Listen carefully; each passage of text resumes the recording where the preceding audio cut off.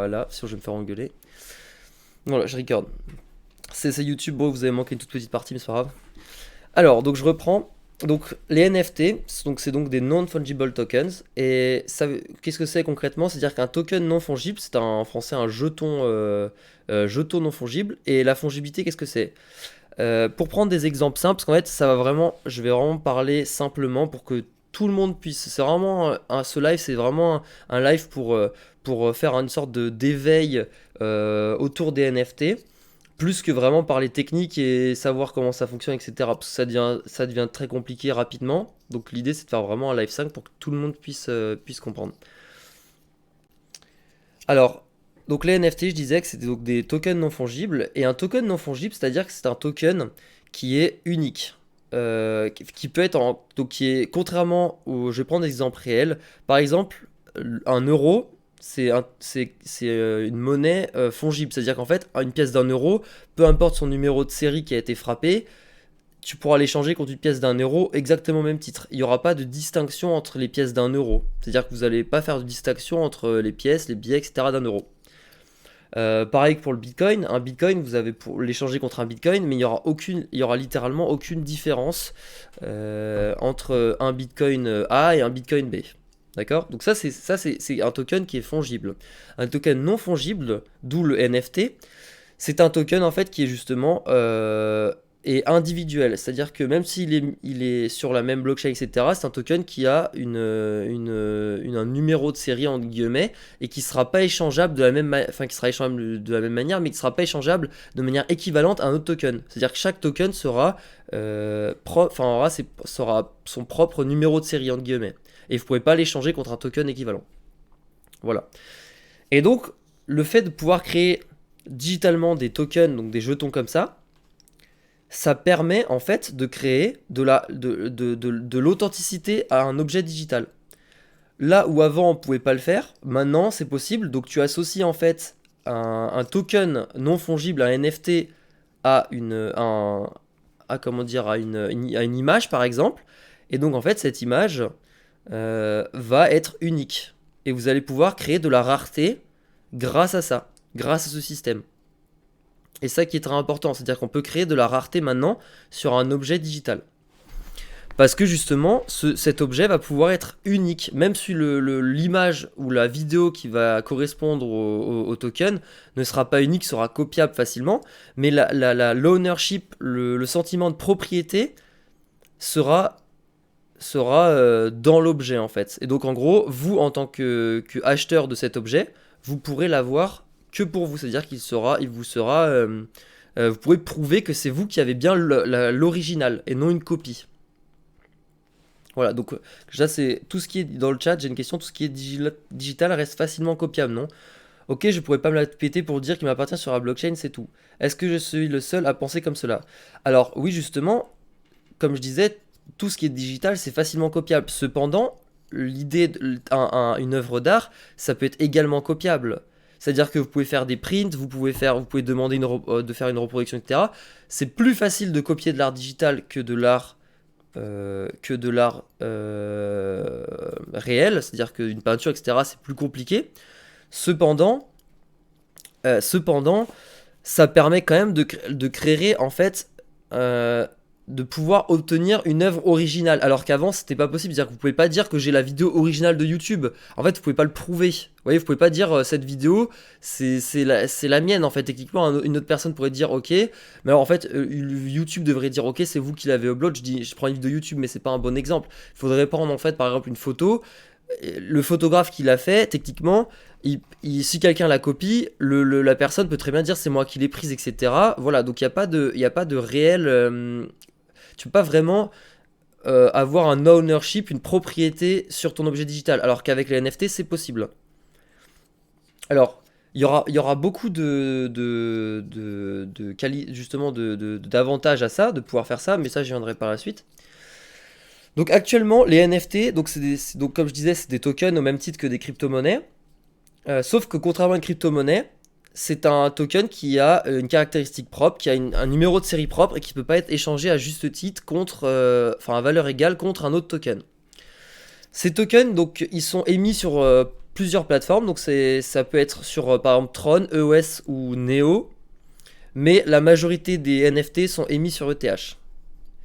Voilà, donc en gros, le format que vous connaissez actuellement quand vous tradez des crypto-monnaies sur ETH, par exemple, je sais pas, des cryptos ETH, mais en gros, par exemple, vous avez le token, ça va être un token ERC20. Donc ça va être le standard ERC20 pour tous les tokens que vous connaissez actuellement. Mais par contre, dès que vous aurez des tokens, des NFT, ça va être en standard ERC721. Voilà, ça c'est juste pour l'info technique.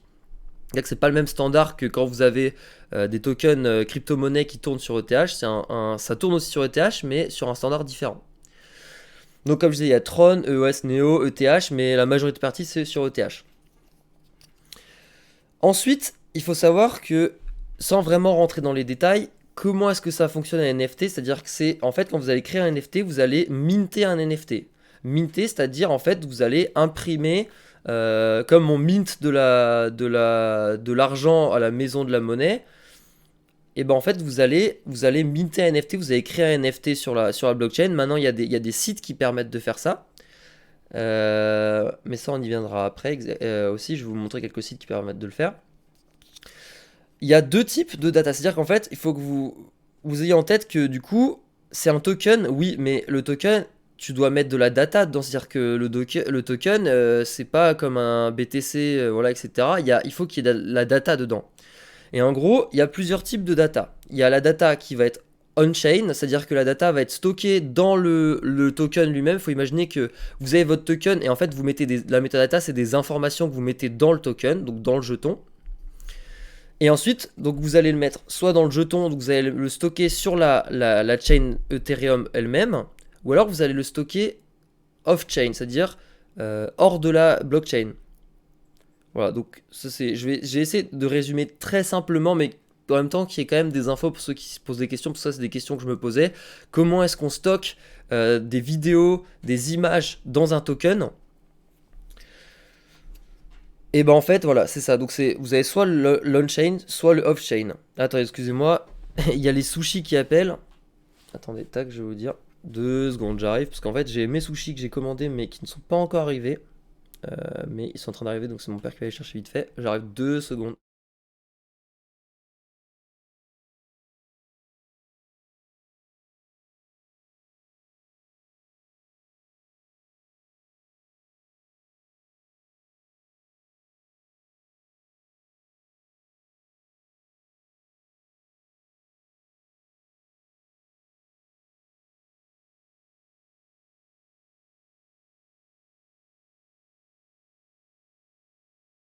Voilà, désolé les gars. Ouais, sushi, hein, j'ai toujours pas graille, mais bon, c'est comme ça. La dure vie de streamer. Alors, bon, bref, du coup, je disais que vous pouvez stocker la data dans votre token, vous pouvez la stocker sur la chaîne Ethereum, enfin, quand vous avez un token Ethereum, enfin, un NFT Ethereum, ou alors off-chain. L'avantage de stocker off-chain, c'est qu'en gros, bah, vous pourrez exécuter des smart contracts directement dessus, parce qu'en fait, les tokens vont passer dans des smart contracts, etc., qui vont pouvoir faire évoluer le token en fonction de différents propriétés. Si vous faites des tokens qui sont collector ou comme des CryptoKitty, ou par exemple des tokens qui font pour un artiste. Quand un artiste va par exemple toucher parce que en fait, vous pouvez faire des tokens NFT aussi, c'est ça qui est intéressant. C'est-à-dire que les artistes, par exemple, quand vous vendez une toile actuellement, un artiste, il va vendre sa toile à un certain prix, 100 000 € par exemple. Et ensuite, quand il va la revendre, quand la personne qui l'a acheté va la revendre, il va la revendre 200 000, mais l'artiste ne va plus jamais toucher d'argent sur cette œuvre.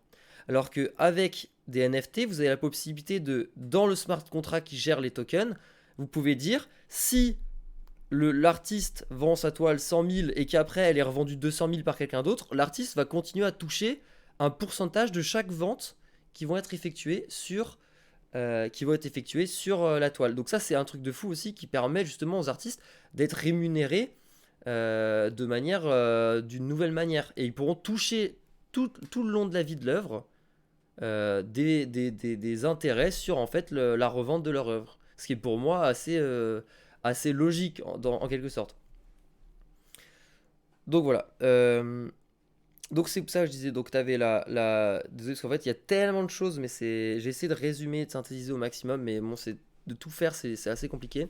Donc il y a la on-chain metadata, off-chain metadata. Donc les avantages, je disais, donc c'est justement de pouvoir exécuter des smart contracts on-chain sur, justement, pour les 10% par exemple de l'artiste à la revente, ça va être un algorithme sur la chaîne Ethereum qui va gérer tout ça. Et après, par exemple, mais le problème, c'est que vous avez exactement un problème de storage, c'est-à-dire que vous pouvez pas stocker beaucoup d'informations sur Ethereum, sinon vous allez payer plus cher en transfert, etc., en fees, etc. Donc c'est là que vient la deuxième méthode, le off-chain, donc la off-chain metadata. Et donc c'est-à-dire que vous allez stocker les informations propres à vos NFT sur des serveurs qui peuvent être centralisés ou décentralisés. Ce qui est par exemple, je vais prendre l'exemple de CryptoKitty, qui va plus ou moins résumer ces concepts que je vous ai montré. Voilà, on va aller sur CryptoKitties. Ça, c'est un des premiers en fait systèmes de NFT qui a été déployé et qui a eu le plus de succès. Donc ça a été déployé, je crois, en 2007, fin 2007-2018. Et qui a pris une énorme traction en 2018, c'est-à-dire qu'en fait, c'est des chats sur la blockchain, vous voyez. Et vous pouvez les collectionner, c'est-à-dire que vous avez votre chat, en fait, qui correspond à un jeton NFT, comme je vous expliquais avant. Et votre chat, vous allez pouvoir le stocker sur votre portefeuille Ethereum. Ces chats, ils ont tous des caractéristiques, c'est-à-dire que vous voyez, ils ont des couleurs différentes, ils ont des queues différentes, des pattes différentes, des visages différents, etc. Là, on va sur le catalogue. Ils ont tous des gènes différents, etc. Bref, en gros, ils sont tous indépendamment, ils sont tous uniques sur la blockchain Ethereum. Et en gros, tout ça, c'est tout ce que vous voyez, c'est des NFT. Et ça, vous pouvez les collectionner. Quand vous en achetez un, vous êtes sûr que vous aurez vous-même. Là, je prends l'exemple des CryptoKitties, mais en fait, ça va pouvoir imager un grand nombre de concepts que je vous évoquais auparavant, et vous allez pouvoir beaucoup mieux comprendre comme ça. Donc là, actuellement, vous pouvez buy des CryptoKitties. Ça peut correspondre à des items digitaux dans les jeux. C'est-à-dire quand vous achetez un skin sur Fortnite, par exemple, la garantie que le skin... vous n'avez pas de garantie que le skin est unique. Enfin, vous serez le seul à avoir. Mais c'est le même principe, en fait. C'est-à-dire que vous allez acheter des objets digitaux. Ou par exemple, les couteaux sur CSGO à l'époque, pour ceux qui connaissent. Vous allez pouvoir acheter des couteaux qui sont en quantité limitée, par exemple, et vous allez pouvoir les revendre. Mais là, en fait, la personne qui garantit que les couteaux sont uniques, c'est Valve eux-mêmes, c'est les éditeurs du jeu qui vont vous dire, ok, là, il y a tant de couteaux. Alors que là, avec des CryptoKitties, c'est décentralisé, c'est-à-dire que vous allez être sûr que vous allez avoir votre propre kitty à vous, et vous allez pouvoir vous allez pouvoir le transférer d'un wallet à un autre via votre NFT. Donc en fait, vous avez donc vous pouvez avoir vous avez une création de rareté de manière décentralisée, et vous pouvez en fait authentifier dans ce cas-là, des objets collector, comme quand les gens collectionnent des cartes Pokémon également. Pareil, c'est exactement le principe, parce que ça permet d'avoir une rareté digitale maintenant. Donc là, vous pouvez acheter des chats, vous pouvez les faire se reproduire entre eux. C'est-à-dire que vous allez mettre vos jetons dans des smart contracts Ethereum, ça va tourner sur la blockchain, et ensuite vous allez avoir en quelques heures, quelques minutes, en fonction de la génération du chat. Enfin bon, on va pas rentrer les détails, mais en gros, vous allez avoir vos chats qui vont se reproduire. Et en fait, en fonction de leurs caractéristiques, via l'algorithme sur la blockchain Ethereum, ils vont se reproduire, et vous allez obtenir un nouveau chat qui a des caractéristiques spéciales, etc. Et ça va être un token NFT propre, qui aura ses propres caractéristiques. Et vous pourrez l'envoyer sur l'adresse d'un ami, le vendre, etc. Il y a une marketplace qui a été créée. Vous pouvez acheter vous connectez votre wallet, et vous voyez, il y en a plein. Bon, ça c'est des chats, je ne connais pas trop, hein, mais c'est juste, il y a des chats un peu spéciaux, etc. Et vous pouvez les acheter et les collectionner. Voilà, et ça, c'est ce qui a vraiment kickstart, c'est vraiment ce qui a lancé les NFT en crypto, qui a eu vraiment le plus de traction. Ça a même, il me semble que c'était 2017 ou 2018, je sais plus exactement, je crois que c'était 2017. Ah non, 2018, pardon. Ça a carrément complètement bottleneck la blockchain Ethereum. Et ça avait pris une ampleur de folie. C'est-à-dire que vous aviez des fees Ethereum, comme avec la DeFi en mi-2021, en août, etc., avec la DeFi, bah, c'était le même problème. Les frais de gaz Ethereum sont partis en sucette parce qu'en fait, tout le monde s'est mis à collectionner des CryptoKitties et en fait, de transférer des CryptoKitties, de les faire se reproduire, etc., ça demandait beaucoup de frais Ethereum et du coup, bah, c'est pour ça que la blockchain Ethereum s'est vue rapidement congestionnée, etc. Et donc c'est ça qui a commencé vraiment à lancer les NFT. Il y a le chat le plus cher qui s'est vendu le CryptoKitty le plus cher qui s'est vendu, il est estimé, enfin il a été vendu 170 000 dollars. Pour vous donner une idée du délire, c'est qu'un mec a payé 170 000 dollars pour acheter un CryptoKitty. En plus c'était un CryptoKitty même pas spécialement. C'était le CryptoKitty Dragon, je vais vous montrer.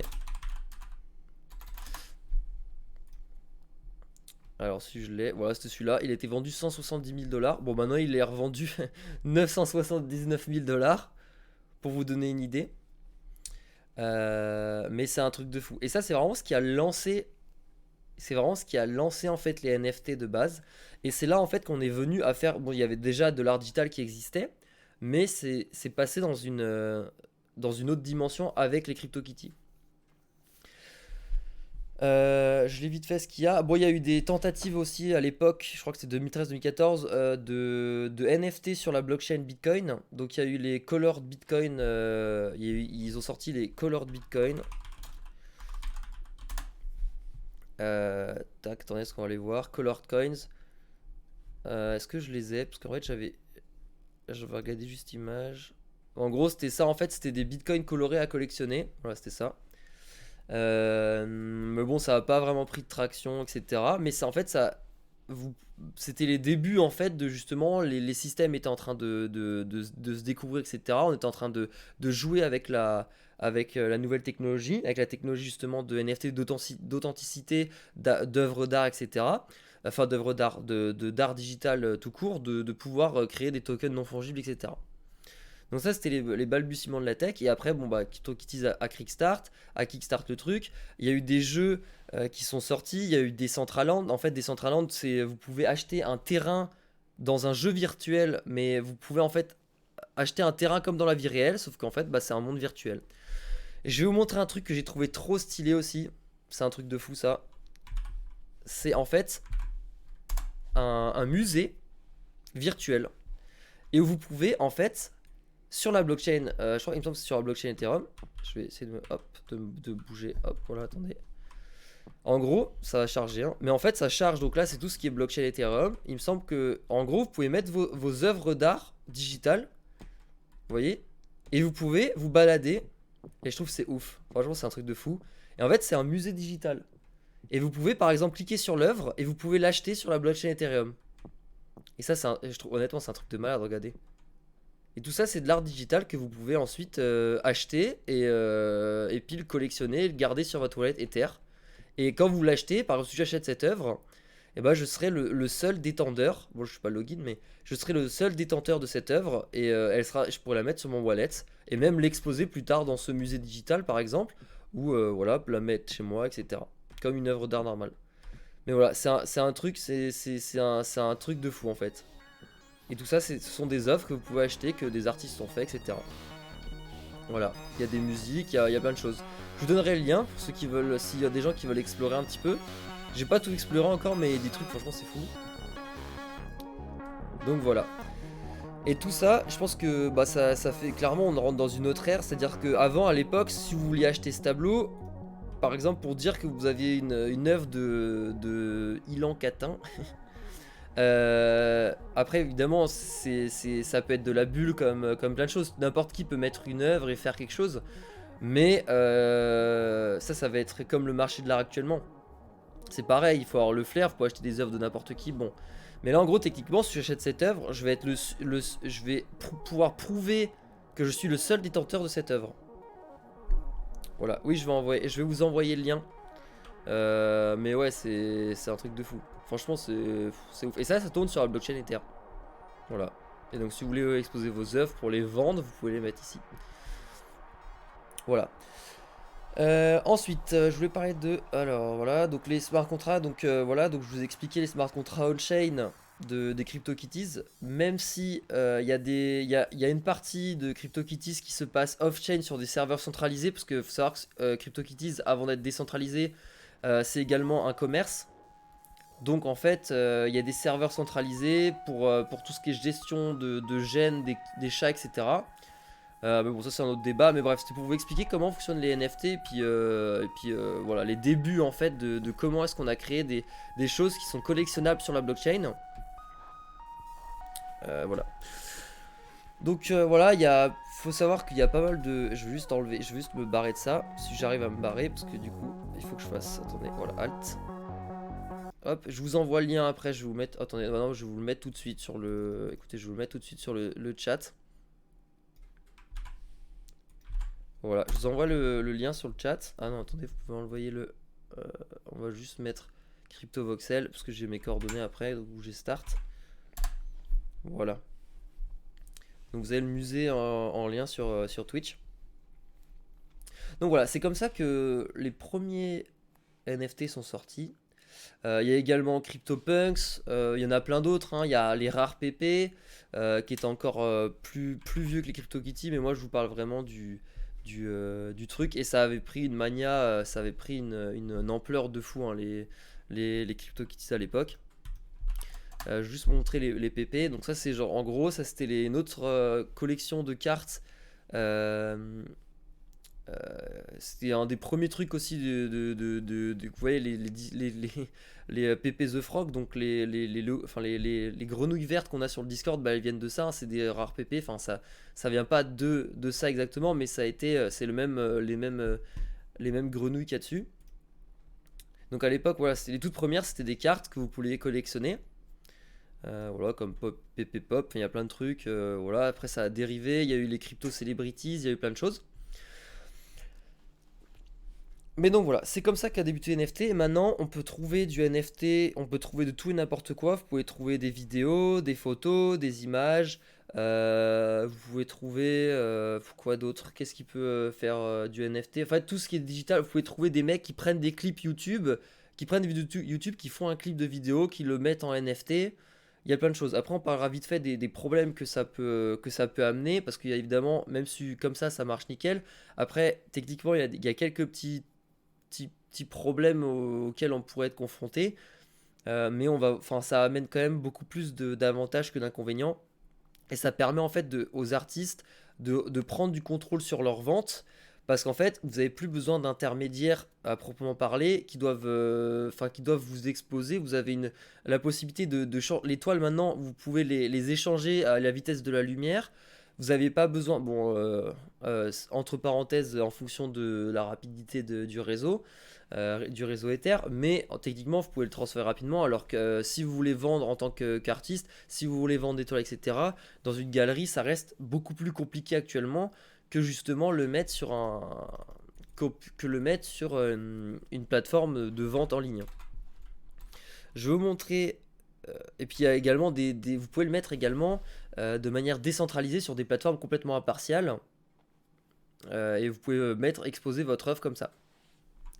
Je vais vous montrer donc une des plus grosses plateformes actuellement, c'est Nifty Gateway. Il y a également Rarible, etc. Mais on va parler de Nifty Gateway.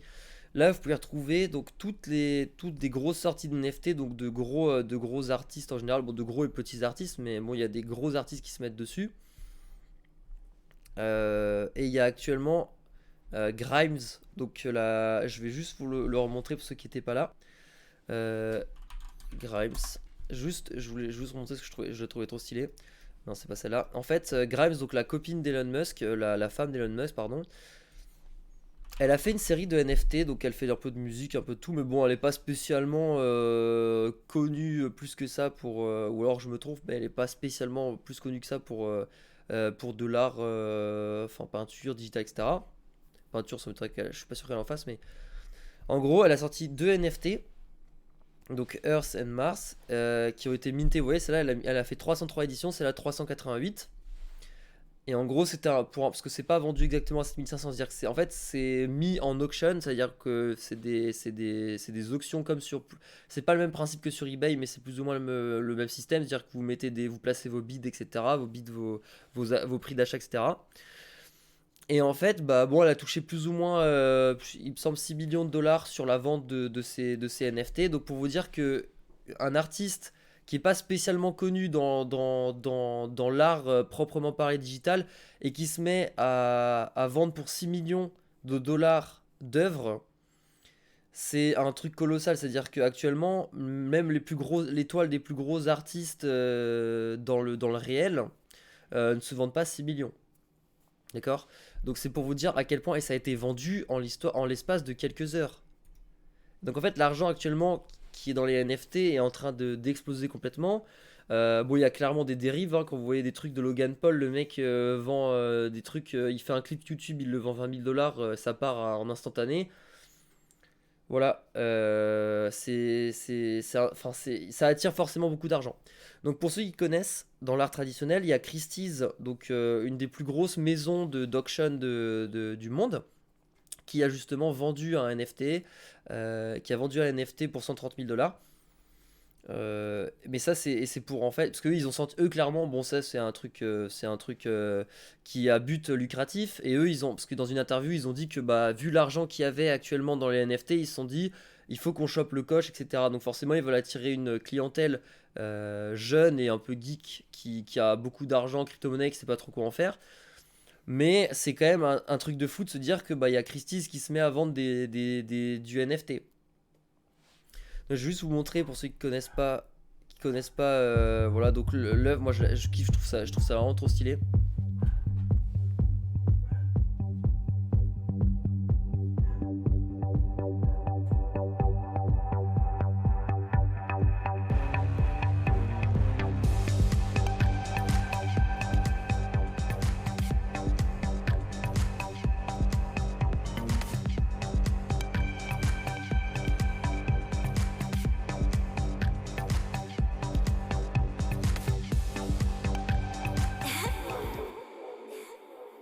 Je vais vous montrer avant, mais je la trouve trop stylée.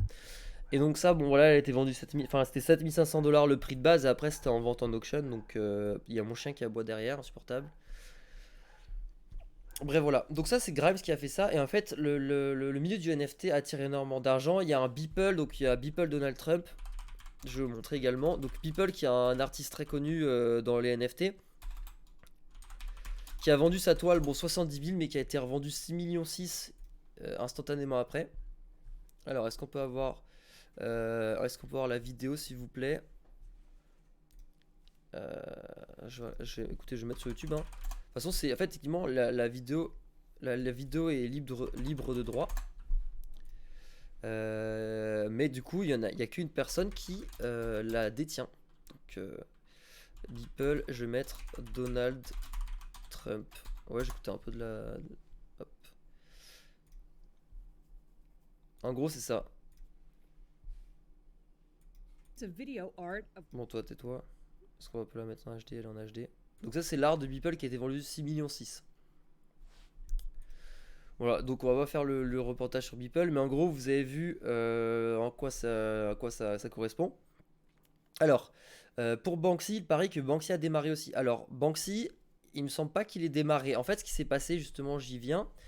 Euh, il y a je crois que c'était enfin, c'était une entreprise blockchain qui a acheté un Banksy, qui a acheté ce Banksy d'ailleurs, qui est en vente actuellement. Voilà, qui a été. En fait, ce qui s'est passé, c'est que. Et en fait, ce qui est marrant, c'est que du coup, sur le Banksy, il y a écrit I can't believe you morons actually buy this shit. En fait, ça veut dire j'y crois pas que vous, bande de débiles, vous achetez cette merde. Et du coup, enfin, c'est marrant dans le sens où, bah là, en plus de l'avoir, lui, il pensait mettre ça dans une optique d'œuvre normale, déjà de vendre son œuvre normalement. Mais là, en plus, du coup, elle a été burn et mint en NFT, donc ça rajoute encore plus d'ironie dans ce qu'il a écrit. Parce qu'en fait, ça va devenir. Là, il se vend de manière. Il est raisonnable. Mais après, c'est un prix qui va complètement. Oups. Qui va complètement s'envoler par la suite, j'imagine. Mais du coup, voilà, voilà. Et en fait, il y a des gens qui ont acheté ce Banksy, donc c'est un collectif, c'était pas un seul investisseur. Ils ont acheté ce Banksy, ils l'ont brûlé en live à New York, sur un live stream, et ensuite ils l'ont mint en NFT. Et maintenant ils le vendent sous forme de NFT. Mais c'est pas Banksy qui l'a fait, c'est un collectif qui a acheté un Banksy qui l'a minté. Voilà. Euh, Donc voilà, ça c'était pour vous expliquer un peu le truc. Donc il y a eu donc en termes de chiffres pour faire des petits rappels, donc il y a le CryptoKitties qui a été vendu 170 000 dollars, le Beeple qui a été vendu 6,6 millions de dollars, Grimes qui a récolté plus de 7 millions de dollars. Donc le Banksy, il me semble qu'il a été vendu, il a été acheté à 100 000, 130 000. Et puis il a été revendu là. Bon, ça c'est un print en fait. Il me semble que c'est un print. Vous voyez là, c'est le print numéro 325 sur 500. Dire que c'est pas le vrai Bird Banksy qui est à vendre là, c'est le print de 325 sur 500. Donc en fait, il y a 500 prints qui sont vendus à 60 000 dollars pour vous donner une idée. Enfin, c'est un délire quoi. Voilà, c'est vraiment les NFT, c'est vraiment un délire. Et évidemment, beaucoup de gens s'y intéressent. Moi, je pense qu'il y a clairement une bulle qui est en train de s'instaurer là-dedans. Cependant, il y a un avenir complètement palpable en fait qui va perdurer parce que les artistes pour eux ça leur donne le contrôle de leur toile, ça leur donne la possibilité d'obtenir des pourcentages sur les reventes de leur toile à vie, c'est-à-dire que tant que la toile existe, ils pourront, enfin la toile, je dis la toile, mais la toile digitale, ils pourront récupérer des frais dessus des commissions, ce qui est pour moi assez logique. Ils ont accès à des marketplaces qui sont décentralisés et qui sont beaucoup plus impartiales. Leur cote ne dépend plus forcément de galeries qui souhaitent ou non les publier. Donc ça c'est un énorme avantage pour tous les artistes. Ensuite, quoi d'autre? Ensuite, ça permet également à collectionneurs de pouvoir avoir une authentification de l'œuvre digitale. Et je vais vous expliquer comment on peut répercuter ça sur des œuvres réelles, des œuvres peintes, etc. Mais même pour des œuvres digitales ou réelles, en gros, ça vous permet de vérifier une authenticité de l'œuvre, et ça de manière complètement fluide et intrinsèque. C'est-à-dire que n'importe qui a accès à Internet peut vérifier l'authenticité de l'œuvre. Alors qu'actuellement, si vous voulez vérifier des œuvres, il faut passer par des cabinets d'experts. Il faut parfois procéder à l'analyse de la peinture de l'œuvre, à la datation de l'œuvre, etc. Des procédés qui peuvent être coûteux, qui se chiffrent dans les 5000 jusqu'à 5000, jusqu'à beaucoup plus en fonction de l'œuvre, du prix de l'œuvre. Donc en fait, il faut se rendre compte que bah, pour les collectionneurs, c'est un énorme avantage. Et vous, en tant qu'acheteur, vous pouvez être sûr d'obtenir la vraie œuvre. Voilà, et de ne pas avoir une copie. Donc oui, c'est pour l'art digital, ça peut être une copie, mais techniquement, actuellement, vous pouvez printer, et d'ailleurs des prints d'œuvres se vendent énormément, hein. Une grande partie du marché de l'art, c'est de la vente d'impressions d'œuvres, qui soient des sérigraphies ou des... Enfin, ça peut être sur plein de supports, etc. également, mais il y a beaucoup d'œuvres qui sont dérivées en plein d'impressions, etc. Et qui par la suite sont vendus, qui sont signés par artistes, qui sont numérotés, sauf que techniquement, ça peut très bien être falsifié de manière assez simple, et là la blockchain vous permet vraiment d'avoir une notification de votre œuvre, même si c'est un print. Et donc si ce marché d'impression est très développé, et de ne pas détenir forcément l'original, et bah il y a quand même si vous avez pas l'origine, enfin il y a quand même un marché, donc même pour les copies, etc., d'œuvres originales, même en digital à mon avis. Et après, évidemment, c'est tout un jeu de collection. Vous n'avez pas en tant que collectionneur le même plaisir, parce que moi j'ai quelques œuvres peintes, etc., des sérigraphies ou des vraies toiles de street artistes, d'artistes, etc. En tant que collectionneur, c'est un plaisir différent d'avoir la vraie ou d'avoir une copie. Voilà, ça n'a rien à voir. Ensuite, vous avez également une idée de collection. Donc, quand vous avez une carte, vous avez je sais pas, j'aimerais bien trouver un exemple concret, mais c'est pas la même d'avoir un vrai sac, genre je dis au pif, mais d'avoir un vrai sac Louis Vuitton par exemple, ou d'avoir une copie, ça a rien à voir. Après, bon, il y a la qualité, là sur une copie dans ce genre, il y a une histoire de qualité des matériaux qui joue également, enfin il y a pas mal de choses, mais Voilà, comme les montres, il n'y a aucun intérêt à avoir une fausse. Par exemple, moi, j'aurais aucun plaisir à avoir une fausse Rolex. Je préfère avoir une vraie Seiko ou une vraie montre moins chère que d'avoir une fausse Rolex. Pour moi, d'avoir une fausse Rolex, ça n'a aucun intérêt. Voilà, donc ça après évidemment ça va dépendre du point de vue de chacun. L'idée c'est qu'en fait l'essence et puis l'idée que pour moi il faut voir, c'est qu'en fait grâce à ça vous avez la possibilité de collectionner des vraies œuvres, des œuvres digitales, alors qu'avant ce n'était pas possible parce qu'en fait il n'y avait pas de moyen de prouver que vous n'aviez pas une copie. Et là maintenant vous pouvez avoir la vraie œuvre. Alors maintenant je vais venir sur les problèmes que ça amène, c'est-à-dire que ok par exemple j'achète cette œuvre à Bird Banksy. D'accord, je place ma bid, je connecte mon wallet et MetaMask. Voilà, je mets mon wallet MetaMask, j'achète mon truc. Le problème, c'est que qui me prouve que Bird Banksy, c'est vraiment lui qui a fait ça et c'est pas un mec random qui a pris la copie du vrai Bird Banksy, qui a fait une copie, qui ensuite l'a minté en token et qui le vend maintenant. Vous voyez? Donc ça, c'est un autre problème. C'est-à-dire que là, il faut que en gros, en fait, il faut qu'en gros l'adresse ETH de Bird Banksy, il faut que quelqu'un me prouve, un third party, donc un intermédiaire, me prouve que c'est bien que cette adresse où je vais acheter le token de le NFT, il faut que l'adresse soit bien détenue par Bird Banksy. Parce que sinon, ça veut dire qu'en fait, je vais acheter une copie. Je crois que c'est un vrai, mais je vais acheter un vrai NFT d'une copie. Donc là, du coup, voilà, ça veut dire que là, il y a un autre problème, c'est-à-dire que là, on va devoir dépendre des oracles et de plateformes centralisées qui vont devoir KYC en fait les artistes pour être sûr que ça, voilà. Donc ça apporte ça à un autre problème, c'est qu'il faut trust des plateformes centralisées pour justement être sûr que cette adresse où je vais acheter mon token, mon NFT, appartienne bien au vrai détenteur de Burn Banksy. Donc ça c'est le problème. Ensuite, attendez, je lis vite fait ma fiche.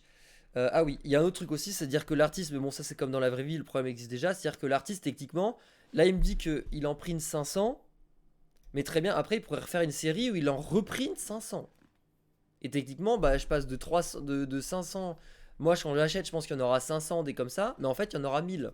Du coup, ça fausse toute la donne.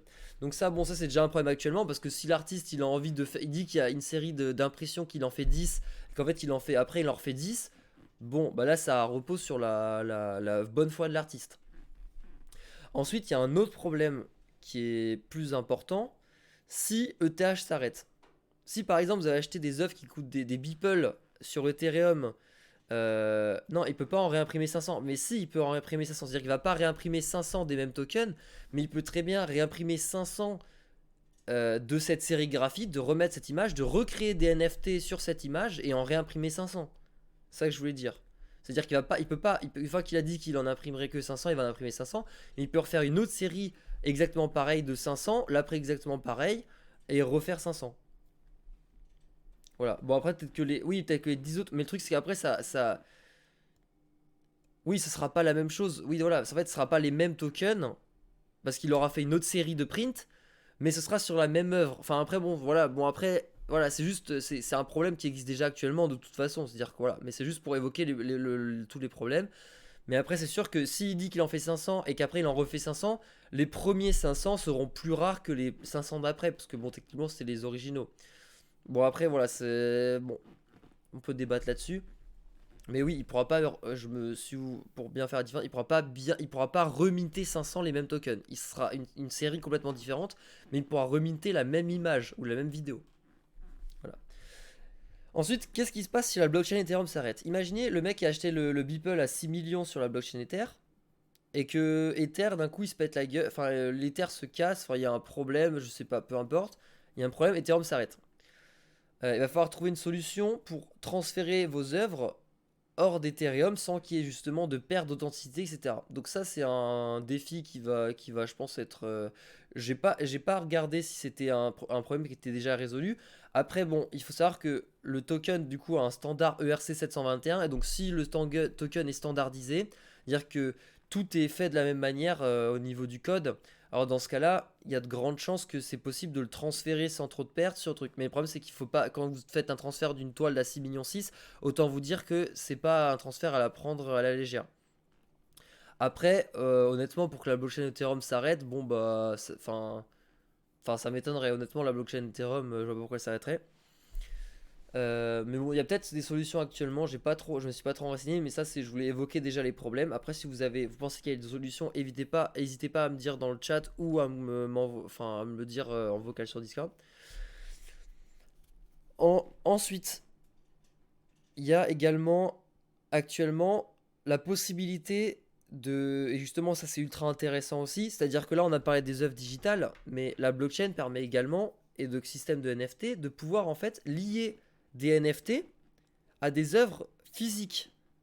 C'est-à-dire que actuellement, je prends une œuvre d'art dans mon salon, et ben je peux minter un token, l'associer avec la toile, et en fait, du coup, digitaliser ma toile, sans forcément mettre de photos, etc. Mais juste créer un token avec un certain numéro qui correspond au numéro de ma toile.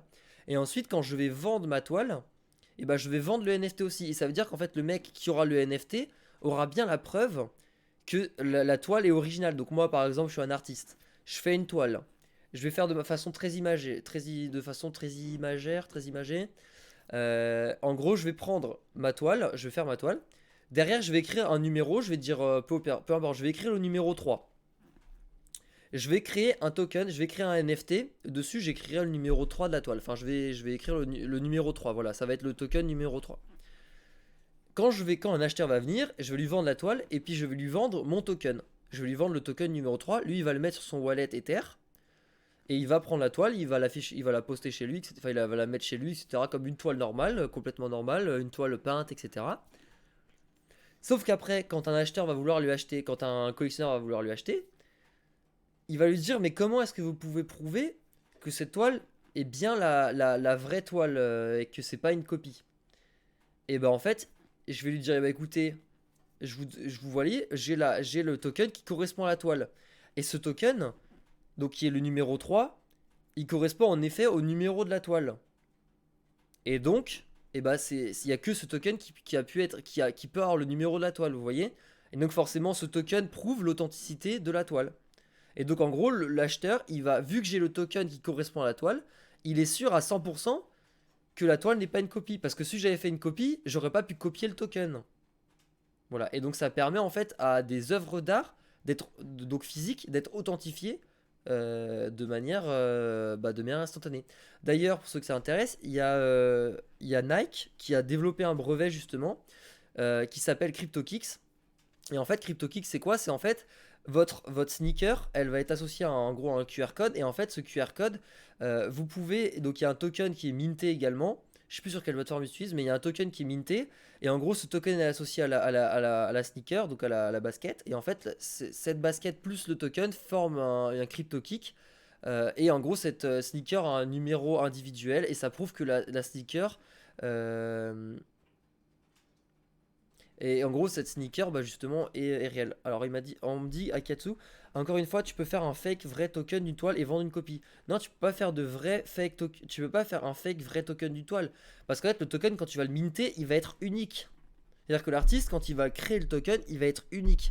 Il va associer ce token à la toile via un numéro. Par exemple, il va dire que le token qu'il a créé, c'est le numéro 1, 2, 3, blablabla, sur un milliard de chiffres. Et ensuite, le token, donc il aura ce nombre. Là, j'ai dit 3 pour imager, mais c'est beaucoup plus compliqué que ça. Ensuite, le mec qui va acheter la toile, tu lui donnes le token. Et en gros, ça prouve qu'il a le token qui est apparente. Et donc, tu peux pas minter le token qui a le même numéro, en gros, que la toile. Tu vois? Donc, en gros, le token est infalsifiable. C'est justement l'idée du truc. Tu peux pas copier le token. Et c'est pour ça qu'en fait ça s'applique au marché de l'art traditionnel actuellement. Donc il y a une solution qui existe que je vais vous montrer vite fait. C'est 6art.com, donc j'ai fait des petites recherches, j'ai trouvé ça. En gros, ils vous permettent du coup d'émettre en fait un certificat d'authenticité sur la blockchain.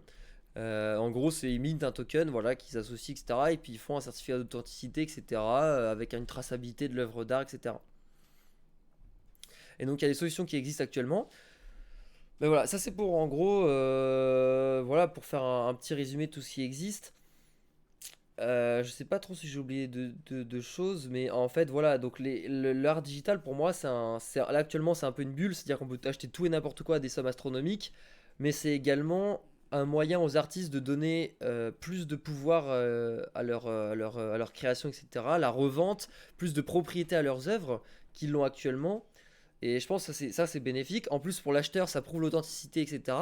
Et puis de pouvoir faire de l'art digital, parce qu'avant, l'art digital, c'était pas possible, parce que vous créez, il y avait il y a 1 milliard d'artistes qui font de la 3D, qui font des trucs ultra stylés en digital, mais qui pouvaient pas vraiment le vendre, ou alors techniquement ils pouvaient le vendre, mais ils allaient vendre un point PNG sur leur site, ils allaient vendre une vidéo sur leur site, mais techniquement la vidéo, vous pouvez la dupliquer, la revendre ailleurs, et puis en fait, techniquement, il n'y a rien qui prouve que vous avez une originale. Et si l'artiste va en émettre qu'une seule, à aucun moment, vous avez l'affirmation qu'il n'y en a qu'une, vous n'avez pas l'affirmation que... enfin voilà, c'est toujours le même problème, c'est un problème d'authenticité et d'ownership, donc de propriété. Et là, avec les NFT, c'est rendu possible grâce à ça. Après, tu peux créer un NFT d'une œuvre qui ne t'appartient pas.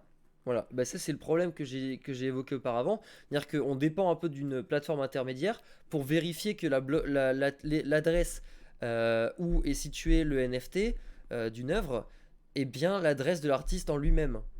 Ce qui prouve que du coup là,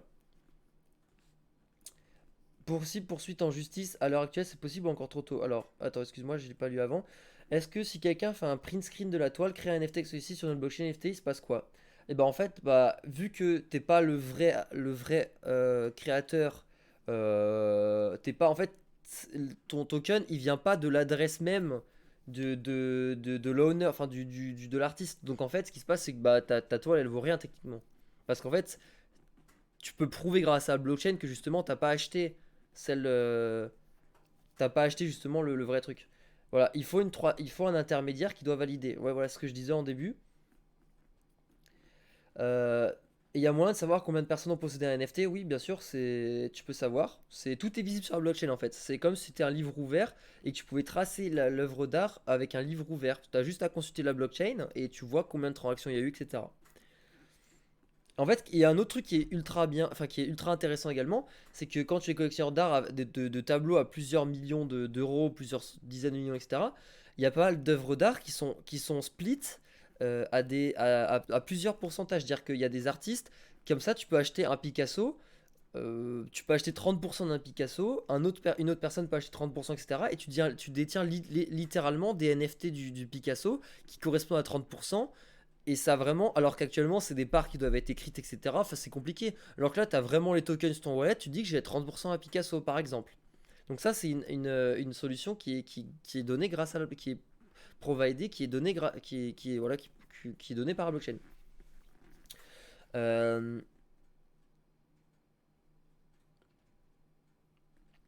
Tu peux aussi faire deux œuvres et une seule NFT. Oui, bah techniquement ton NFT tu peux mettre plusieurs œuvres, hein. Parce qu'en fait dans ton NFT tu vas comme dans les CryptoKitties tu vas mettre de la metadata, donc tu vas mettre des informations dans ton token, tu vas écrire en fait des choses dans ton token et après tu peux mettre deux images par exemple. Bah non tu peux pas mytho parce que l'artiste c'est lui qui l'a fait, tu vois, c'est à dire que l'artiste forcément il va créer le token.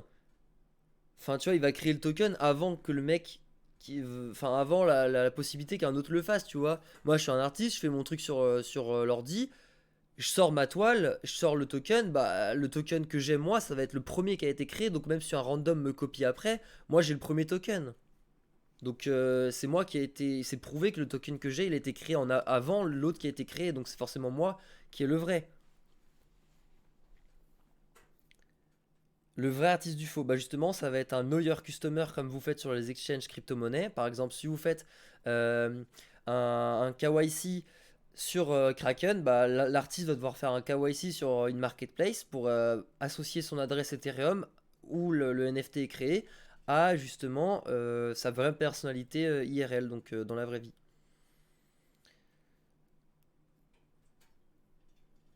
Alors, Voilà, c'est ça. C'est comme les chevaux de course, tu achètes un quart du cheval et tu touches, il gagne. Bah, c'est pareil. Et en fait, grâce au jeu, à la tokenisation des actifs, eh bah, tu peux justement faire ça. Tu peux avoir des parts de quelque chose. Et il y a un autre truc qui est ultra intéressant, je trouve. Je crois que c'est P-Boy. En gros, c'est un. Voilà, Pascal Boyard. En fait, il a fait un. En fait, lui, c'est un street artiste. Donc, en gros, c'est un mec qui peint des murales. Voilà, des fresques murales tokenisées. Et ça, je trouve ça génial parce que moi, j'adore tout ce qui est street art. Donc, c'est-à-dire peinture sur les murs, c'est-à-dire graffiti, etc. Et en fait, je trouve que donc des murales, hein, par exemple, moi, il y a un artiste que j'aime beaucoup aux États-Unis, donc j'ai acheté pas mal de trucs. Saint Rock, qui fait des murailles, des murales. En gros, vous voyez, il peint sur un mur. C'est-à-dire qu'en fait, il fait des fresques, ça s'appelle. Il peint sur des murs. Vous voyez. Il y en a plein, hein. Bon, c'est un exemple parmi tant d'autres. Mais sauf qu'en fait, quand vous faites une murale comme ça sur un mur, vous pouvez pas vraiment le vendre en fait, parce que ça va appartenir à personne, vous voyez. C'est-à-dire que, à part si c'est ton mur, mais bon, c'est rare que tu achètes un mur pour faire une peinture dessus. C'est comme Banksy qui fait des murales. On va mettre quelques trucs. Banksy par exemple. Je prends les connus, hein, mais par exemple, voilà. Euh, voilà, ça c'est des. Vous voyez, il dessine, en fait, il fait du graphe il dessine sur justement des murs. Donc ça, c'est difficilement vendable en l'état actuel parce que bah qui va acheter un mur, vous voyez? Donc vous pouvez pas vraiment physiquement, vous pouvez pas vraiment l'avoir. Mais en fait, quand il va, cette personne, donc Pascal Boyard, bon, c'est un exemple, il y en a sûrement d'autres qui le font. En fait, il va justement, quand il va créer sa fresque, il va dire, il va la minter, donc il va la minter en fait sur, donc je sais pas, il a l'air de mettre des QR codes, j'ai pas exactement regardé exactement comment il procède, mais ce qui est sûr, c'est qu'en fait, il va minter des NFT qui correspondent à la fresque, donc digital, et en fait, il va l'associer à la fresque, et en gros, tu pourras acheter des bouts de la fresque, c'est-à-dire tu pourras dire j'achète cette partie de la fresque, j'achète cette partie de la fresque, etc. Et en gros, tu pourras revendre en fait le travail de l'artiste par la suite. Ce qui était actuellement pas possible de le faire. C'est pas possible de le faire pour un artiste de ce genre. Et donc en gros, ce qui est génial, c'est que ça donne un moyen de monétiser de l'art qui n'était pas possible auparavant. Voilà. C'est-à-dire que maintenant, vous pouvez monétiser des fresques, etc. Alors qu'avant, c'était pas possible de les monétiser à juste titre. C'est-à-dire, à part si vous faisiez des pubs, etc., vous pouviez pas vraiment les monétiser. Et ça, je trouve ça que c'est insane, parce que ça donne encore du pouvoir aux artistes de développer de nouvelles choses, etc. Voilà, donc ça, c'était pour l'info. Euh, Voilà, donc ça, c'était un peu pour tout. Voilà, il y a sûrement un QR code que vous pouvez scanner, puis voir le truc sur la blockchain. Euh, Et pour les anciennes œuvres sur des artistes peu connus, compliqué de savoir si c'est l'artiste qui l'a mis en ligne. Bah alors là, du coup, à ce moment-là, de toute façon, dans tous les cas, si vous voulez faire authentifier une œuvre qui est déjà en circulation depuis longtemps, etc., il faut que, bah, c'est comme que ce soit une œuvre réelle ou enfin une œuvre, pardon, matérielle ou une œuvre digitale. Dans tous les cas, il va falloir avoir une authentification que tu veuilles l'acheter en réel, enfin ouais, en réel ou en digital, peu importe. Dans tous les cas, il va falloir une authentification de la toile. Après, c'est des artistes peu connus en général, c'est des toiles qui coûtent pas forcément cher, donc tu fais pas vraiment de l'authentification, à proprement parler. Mais, euh, mais dans tous les cas, le problème il se pose que ce soit en réel ou en digital.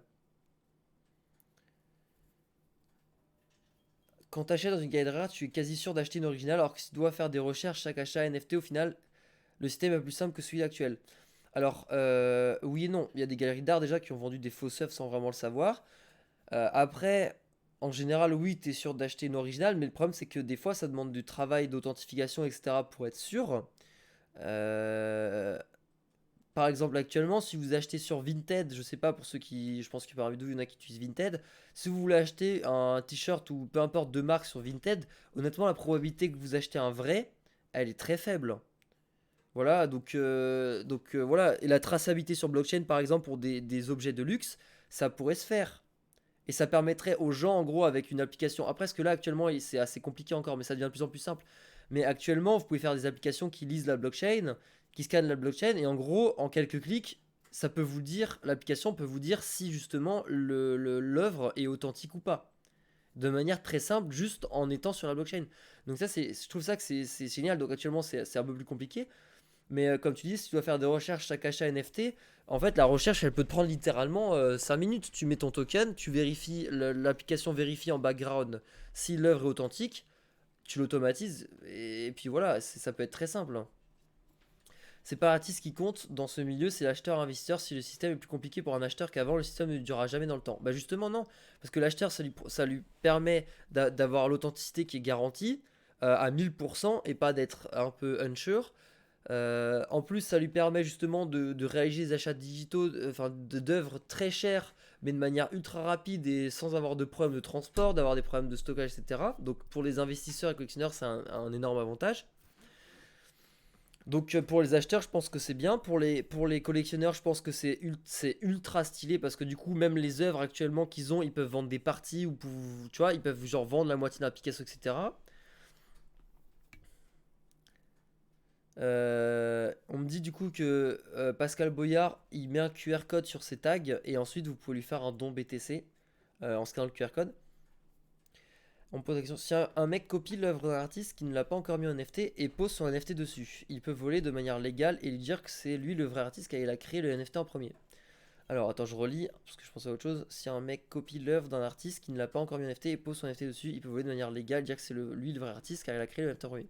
Alors, bon, alors déjà pour que l'artiste il se fasse voler sa toile en premier parce qu'il a publié sur un truc avant de la mettre en NFT, bon, faut déjà pas être trop con, tu vois, parce que ça c'est un peu con, c'est-à-dire que l'artiste il le fait et puis il sait très bien que pour authentifier son NFT il faut qu'il soit le premier, donc il n'y a pas d'artiste qui va le publier sur Facebook, enfin sur Twitter, j'en sais rien, avant même de publier en NFT. Donc ça, bon, l'artiste faut qu'il ça c'est plutôt une erreur, une erreur humaine. T'inquiète pas que s'il l'a fait une fois, il la fera pas deux. Après, on peut supposer que la plateforme, je connais pas exactement quel KYC elle demande pour vérifier que l'artiste c'est vraiment lui. Mais après, je pense qu'ils peuvent faire une vidéo pour tracer. Je pense que quand tu fais une œuvre comme ça, digital, t'as pas mal de fichiers, justement, pas justement seulement la photo du NFT, mais par exemple, t'as plein de calques, t'as plein de trucs. Tu peux prouver que c'est toi qui l'as fait via les logiciels, via les infos, etc. Tu tires de tes logiciels. Et ils peuvent prouver que ceux qui l'ont fait est pas un random. Tu peux filer le vrai NFT avec une fausse œuvre aussi, non. Alors, non, bah, tu peux filer le vrai NFT avec une fausse œuvre aussi, non. Bah en fait, alors ça oui, par contre, tu peux filer le vrai NFT avec une fausse œuvre. Mais ça veut dire que ton œuvre, elle n'a plus de NFT. D'accord? C'est-à-dire qu'en fait, c'est un peu débile parce qu'en gros, ton NFT, il est unique. Tu le prends, tu dis qu'il correspond à une copie de l'œuvre digitale. Mais en fait, le truc c'est que bah après ta vraie œuvre, elle a plus de NFT parce qu'en fait ton NFT tu l'as vendu avec ta fausse œuvre. Donc en fait ta vraie œuvre elle a plus de NFT et donc du coup ça prouve que du coup ta vraie œuvre bah en fait elle a plus de valeur parce que le NFT qui prouve son authenticité tu l'as plus. Donc en fait bah, ça sert à rien donc tu peux pas le faire non plus tu vois. Le NFT ne substitue pas à l'œuvre hors digitale. Non, c'est un complet. En fait, quand on dit NFT, c'est pas forcément une image dedans, ça peut juste être un token qui prouve l'authenticité avec rien dedans. Ça peut être juste un token qui a un numéro qui prouve l'authenticité de ta toile matérielle. Sauf si comme Banksy, là l'œuvre est détruite. Oui, bah si elle, du coup l'œuvre est détruite, bah là elle peut passer dans une vide digitale. Il va y avoir des systèmes mis en place qui vont permettre de vérifier les NFT. Oui, il y en a déjà quelques-uns qui sont en train d'être mis en place, notamment par les plateformes comme Nifty Gateway ou Rarible. L'art, c'est aussi la photographie qui est déjà en digital maintenant bien souvent. Et bah justement, pour la photographie, ça apporte un vrai plus parce que du coup, la photographie qui était extrêmement dupliquée, extrêmement volée, extrêmement voilà, sujet à copie, là, ça permet aux photographes de justement d'avoir une réalité derrière, d'avoir une preuve d'authenticité de leur art. Et ça, c'est un truc de ouf. Voilà, et qui est largement volé. Voilà ce que tu as dit juste après, bah voilà. Mais il y a les SEM maintenant dans les exifs ou même dans la photo elle-même, même après un screenshot. Voilà, mais là au moins vous êtes sûr que c'est pas dans le fichier lui-même qui peut. Après le fichier, tu peux essayer de le modifier, alors que là justement, c'est sûr que sur la blockchain, de manière décentralisée, tout le monde enfin tout le monde peut vérifier ton token. Voilà, bah en fait, entreprise tokenisateur de votre œuvre, bah justement, ce que je vous ai moi juste avant, c'est CISART par exemple, ou il y en a d'autres, hein, mais il y en a déjà qui sont dans le filon, hein. C'est juste que s'il veut le revendre, bah il l'aura dans l'os. Bah oui, après, du coup, si justement il fait une copie qui met le NFT avec la copie, bah après, bah la vraie œuvre, elle vaut plus rien. Donc, même s'il a, voilà, même s'il a pas juste à faire analyser l'œuvre, voilà. Attends, il te répond à quoi? Est-ce que afficher ton NFT dans le musée que tu nous montres tout à l'heure avec les cases virtuelles, c'est gratuit? Alors, le musée que je vous ai montré tout à l'heure qui était virtuel, est-ce que c'est. Donc, je vais vous le remettre en attendant. Donc, je vais boire un petit coup, j'en peux plus.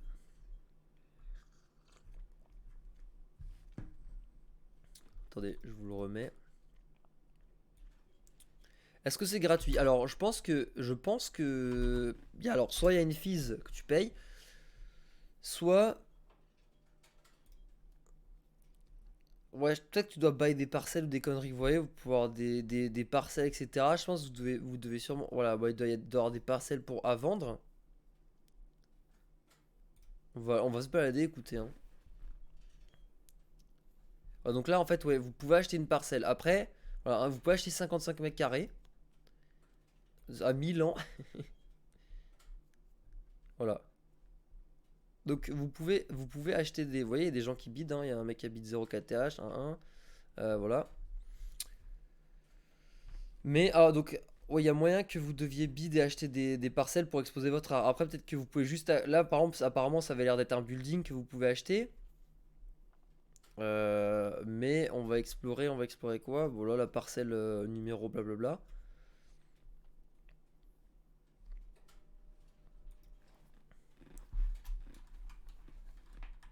Donc là, je dois être dans le building de quelqu'un, en fait, vous voyez? Je dois être dans le building de quelqu'un qui expose ses œuvres. Voilà, par exemple, cette œuvre, c'est Seshk qui l'a créée, et puis le mec qui l'a acheté, c'est Psycho Killer. Et en gros, à mon avis, on doit se balader voilà, donc en gros, ça va être des buildings. Le mec, il a dû acheter ce building. Donc l'argent doit revenir, je pense, aux développeurs donc de cette plateforme. Et ensuite, vous pouvez acheter des parcelles et exposer vos œuvres dedans.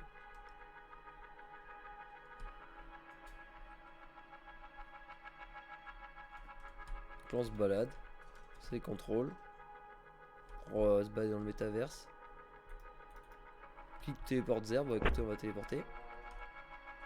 J'ai l'impression de jouer à Minecraft en créatif.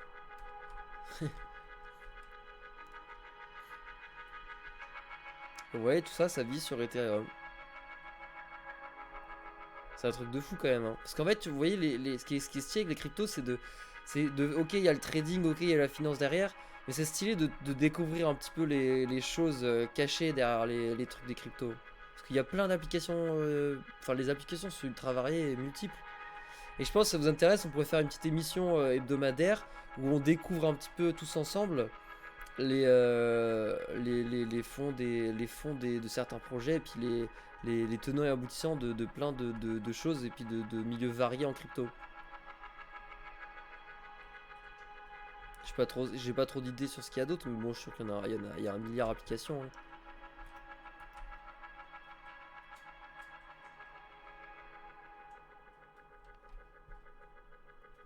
Moi, j'ai vraiment l'impression d'être dans Minecraft, hein.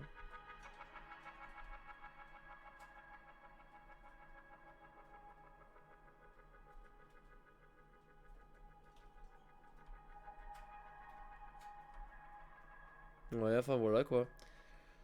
Oh, je peux speeder. Ah ouais, c'est mieux là, hein. Écoutez, on va rentrer là.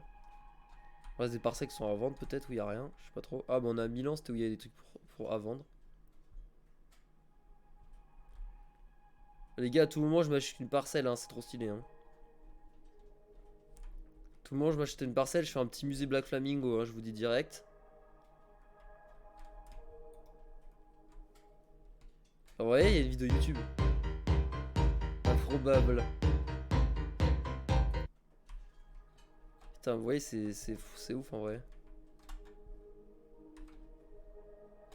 On se balade, hein.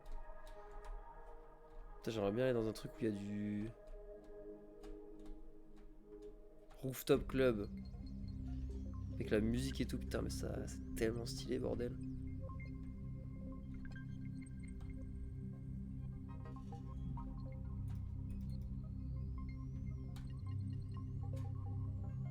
Bon, j'aimerais bien.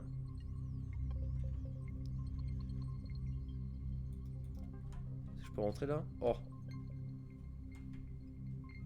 Voilà, bon, en gros, voilà. J'aimerais bien trouver un truc avec des petites œuvres et tout. Y a pas un quartier cul là? Ah là, peut-être là-dedans, ça a l'air assez complet.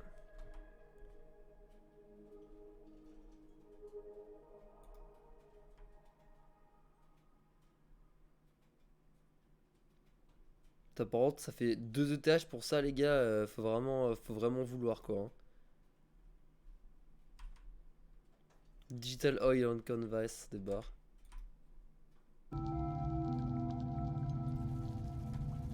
Enfin voilà quoi, tranquillou, hein. Je vais remettre le chat parce que du coup je l'ai mis en pause pour défilement. Oh là, vous avez spammé. Attendez, je vais lire un petit peu ce que vous avez écrit.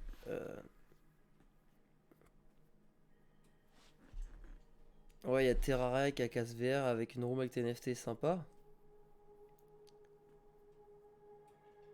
Moi j'aime bien ce type d'émission, bah ça fait plaisir. En fait ça me fait plaisir de... Parce que là, actuellement en trading, il fait quoi BTC là? Parce qu'honnêtement putain en trading là je me fais chier, hein, genre... Ah shit je suis pas... Ah si je suis log. Alors BNB il bouge pas. Parce que j'ai un short sur le compte de Gamble sur BNB, comme ça c'est dit, hein. Attendez, on va mettre une petite charte tranquillou, histoire de voir ce que... Parce que vous voyez, là, en ce moment, BTC, bon, on va dévier un petit peu sur...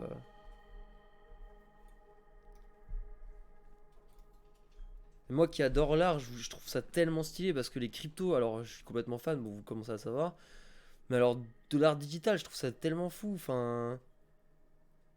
C'est trop bien. Mais oui, et puis dans 5 10 ans, les gars, vous vous rendez... Enfin, ceux qui sont pas trop en l'art, vous vous rendez peut-être pas compte, mais je pense que ça va ajouter tellement de... Ça a tellement de valeur ajoutée, en fait, que ce soit économique et même ergonomique. Enfin, c'est tellement plus simple après de transiter l'art, etc. Après, évidemment, c'est de l'art digital, mais pardon, je bois un petit coup, mais mais ça va être fou. Et puis il y a des artistes. Enfin, je trouve ça trop bien. Après, le problème, c'est actuellement pour afficher ton art, c'est un peu compliqué. C'est-à-dire que, mais ça justement, je vais taffer dessus là.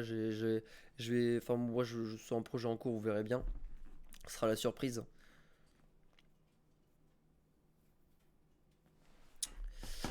Ce sera la surprise. Bon, bah, tu sais, vous voyez, là, on est dans un vieux range. On se fait chier. Honnêtement, le marché, je sais pas trop où il va aller actuellement. Soit on va obtenir le breaker ici. Honnêtement, le truc le plus probable que je vois, c'est faire le breaker là. Revenir comme ça, consolider, puis repartir à la hausse. De toute façon, on repartira à la hausse, hein, ça, j'en doute pas. Mais bon, là, actuellement, à trade, je sais pas si on va monter ou descendre. Ça peut faire les deux. Honnêtement, ça peut remonter comme descendre. Je pense qu'on va plutôt redescendre, mais ça va dépendre évidemment des foldings en petit time frame. Ça va dépendre si on fait un pattern, si on fait un petit triangle là, vous voyez. Ça dépend de plein de trucs. Du coup, là, à trader, je m'amuse pas trop en ce moment. J'ai pas trop le feeling avec le marché, donc je préfère m'intéresser à d'autres sujets actuellement. Et je pense que je vais faire une émission hebdomadaire, ça vous plaît, de découverte de crypto. Donc ça peut être, on va faire de tout, hein, ça peut être n'importe quoi, de ce que je trouve, etc. Là aujourd'hui c'était l'art en crypto-monnaie. Je pense qu'il y aura plein d'autres sujets. Si vous avez des idées de sujets, n'hésitez pas à m'envoyer un MP sur le Discord qu'on peut explorer ensemble. Et puis après je ferai une émission dessus. Je vais essayer de faire une émission dessus comme ça, bah, toutes les semaines, tous les samedis soirs. Et puis je pense que ça peut être sympa. Comme ça, on va explorer les cryptos ensemble. Vas-y, avoir de tout et n'importe quoi à vendre, faut faire le tri, ce sera pas simple. Les acheteurs resteront friands des œuvres, des artistes IRL au début, je pense. Oui, oui, mais c'est sûr, au début. Enfin, ça va être. C'est comme dans l'art actuellement, hein, c'est les premiers artistes à voir. Se trouve, il y a des Picasso du l'art digital qui sont en train d'être d'être créés là, hein. On sait pas, hein. Donc à voir, mais c'est sûr qu'évidemment, faut faire le tri quand vous voyez des œuvres. Parce que là, techniquement, avant, c'est la galerie qui va vous coter. C'est-à-dire que quand vous mettez une œuvre, la galerie, elle va vous dire, ok, je peux vous exposer à 3000, à 4000, à 5000. Là, vous pouvez aller littéralement sur Nifty Gateway, sur Rarible. Vous pouvez mettre votre toile à 300 millions de dollars. Il n'y a pas de limite en fait. Oui, il y a des techniques de production spécifiques à chaque artiste, mais cette fois qui vont être, contrairement à avant où il y a plusieurs types de styles de painting, il y a plein de techniques de peinture différentes. Et pareil, en 3D, il y a plein de types, il y a plein de logiciels, il y a plein d'expressions. Ensuite, il y aura des courants digitaux, comme il y a des courants dans l'art. Il y aura des courants d'art digitaux, de trend. Il y aura de la 3D, peut-être de la 4D avec des systèmes spéciaux, j'en sais rien. Il y aura des techniques de formes différentes. Il y aura plein de choses. Et ça, chaque artiste aura leur premier truc. Par exemple, sur des talents 3D où il faut une vraie touche et une technique. Euh, je vais mettre ce que t'as. Je vais ouvrir le lien que t'as envoyé sur le chat. Yes. Je vais me faire un stand strike sur Twitch, putain. Mais ouais. Bon voilà, et ça peut être de tout, vous voyez. J'espère qu'il n'y a pas de moins de 18 qui regardent sur ce live. Mais voilà, et ça on va mettre un soft. Voilà, bon, il est plus ou moins soft, tu vois. Mais ça va être des techniques de couleurs, ça va être des techniques artistiques différentes. Ça va ban Twitch là, ouais, je vais faire striker 100%. C'est bon les gars, mais me reportez pas tout de suite, la chaîne est nouvelle. Enfin voilà, donc bon voilà, tout ça, ça va être des techniques propres à chaque artiste. Puis voilà quoi, hein. Attendez, je vais retourner sur un truc. Voilà, Pascal Boyer, c'est très bien. Voilà, des images pour tout le monde. Mais en gros, je pense qu'il y a beaucoup de trucs à faire dans le NFT parce que le milieu de l'art, ok, c'est un réseau assez fermé, mais bon, je pense que justement de décentraliser ça, ça le rend beaucoup plus accessible actuellement. Et je pense que de toute façon, on est dans une révolution native à Internet, c'est-à-dire que c'est comme les crypto-monnaies qui ont révolutionné les paiements en créant le Bitcoin, enfin les paiements pour le Bitcoin, bon pas forcément, mais qui révolutionnent le monde de la façon d'échanger, etc. sur Internet, et qui est une monnaie qui est native à Internet. Bah là, on a un système d'authentification natif à Internet qui permet d'authentifier de l'art digital. Et pour moi, c'est logique. On crée des choses digitales, notre monde est complètement digital actuellement. C'est logique de pouvoir créer de l'authenticité sur et des œuvres qui sont digitales.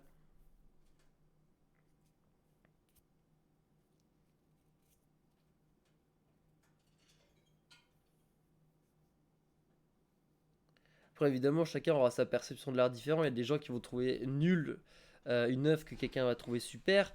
Après, voilà, c'est chacun ses goûts, quoi. Ça vous connaissez, hein.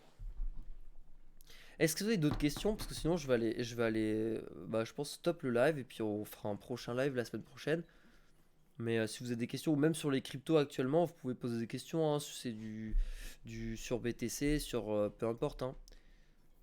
Vous pouvez me les poser en live du coup sur le chat général ou vous pouvez me les poser sur le chat Twitch.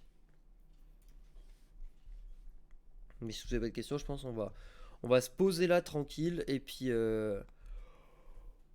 ouh, pardon. Et puis je vais arrêter. Voilà, et si vous avez des questions, n'hésitez pas à aller sur le Discord. Donc on a créé une section NFT. Je pense qu'on va créer, en fait, on va créer, donc on va un peu modifier le lounge parce qu'il y a quand même, ça va pas le channel. Je pense qu'on va faire une partie Discovery où en gros, chaque semaine, quand on découvrira des trucs crypto ensemble, on mettra, enfin bon, en fonction de si c'est plus ou moins intéressant, on mettra justement, on va mettre la catégorie NFT, on mettra la catégorie, voilà, je sais pas sur ce qu'on découvrira ensemble la prochaine fois, et comme ça on pourra en discuter. Donc là, il y aura une partie art sur le Discord, donc dans une nouvelle partie, donc hors lounge, comme ça ceux qui s'en foutent, ils peuvent muter le channel et l'enlever. Mais voilà, je pense qu'on va faire ça, je pense que ça va être sympa. Et puis voilà, hein, comme d'hab, tranquillou. Si vous avez des questions, n'hésitez pas à aller sur le channel NFT. Il y a Creeper, je sais pas trop comment on prononce, mais qui est assez chaud, hein. Donc dans le milieu, qui répondra à vos questions. Mais moi, si je peux y répondre, j'y répondrai. Mais voilà, tranquille. Donc je vous souhaite sur ce une excellente soirée. Et puis on se voit sur le Discord comme d'hab, hein. N'hésitez pas. Allez, à plus tout le monde, ciao ciao.